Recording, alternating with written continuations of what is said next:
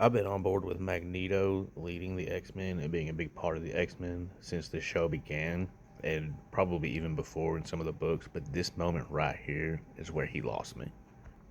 He gambled every single person's future without their consent on a gamble on the biggest lost cause you could ever conceive.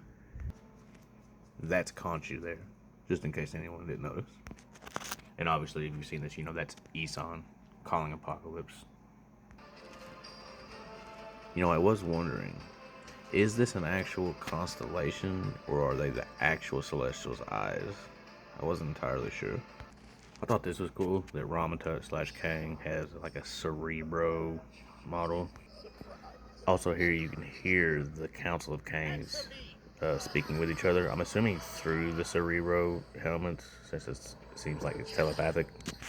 If you look here at this axis of time, the multiverse is like a strand of webs, just like it is in the Spider-Verse movies.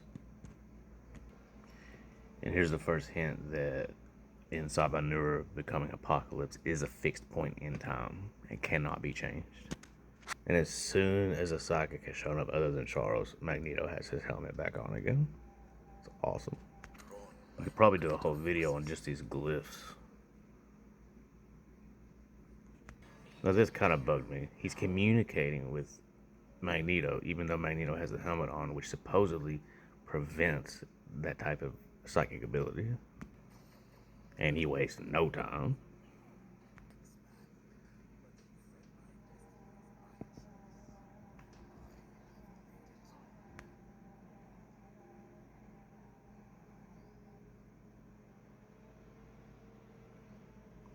So I felt that headbutt through the screen.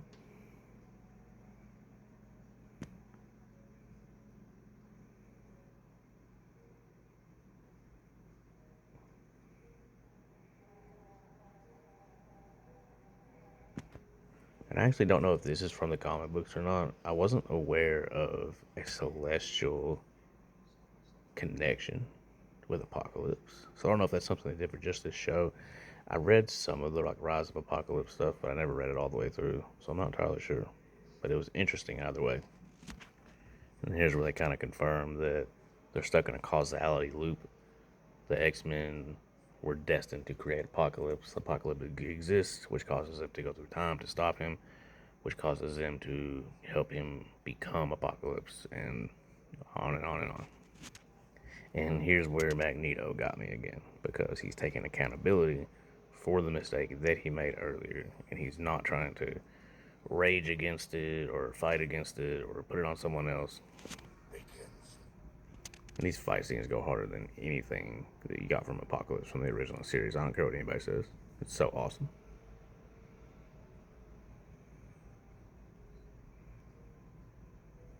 And here goes Professor X with his trauma beam once again.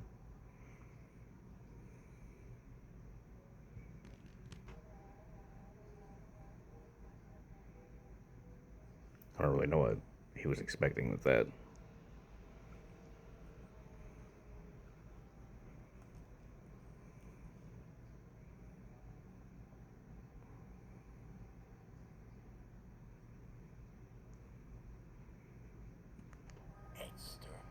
That line made me realize that this is that Thieves Guild chick from the original series because of the Gambit and the externals.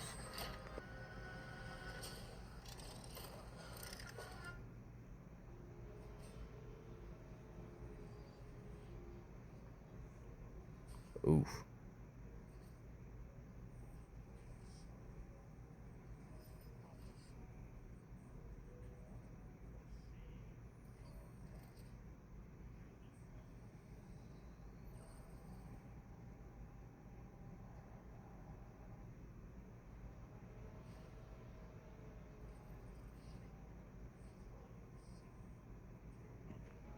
This was also a cool display of his magnetism powers.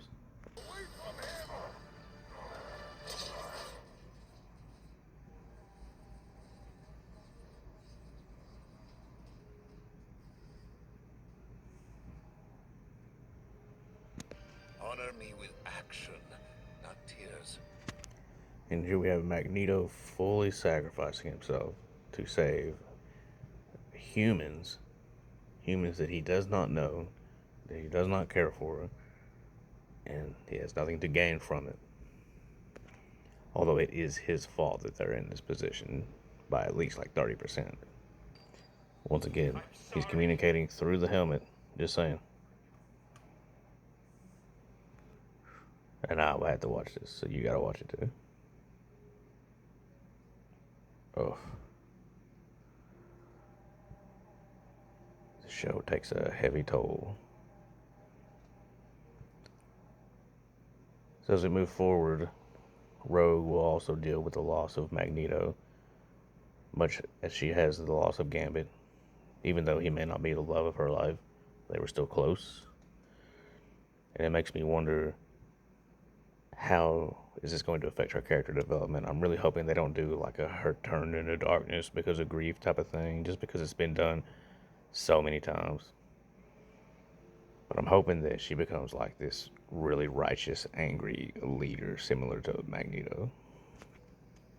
How wise, your mother, abandoning you. Do you think she sensed your vile nature? If only Baal had left you to bake. I know your future. You'll never be a god. You will always be a monster. They don't even play the music for the outro. It's just like soft, mournful piano. Always check your Marvel content for post-credit scenes. That is a comic-accurate Black Widow suit. These are also the same clothes Logan was wearing in the original series episode where it showed him in World War II.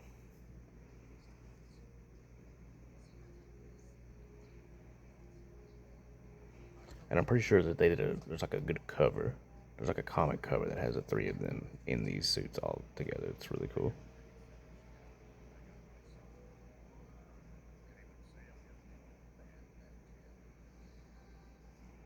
I'm curious who the old band back together is. Like, is that Team X?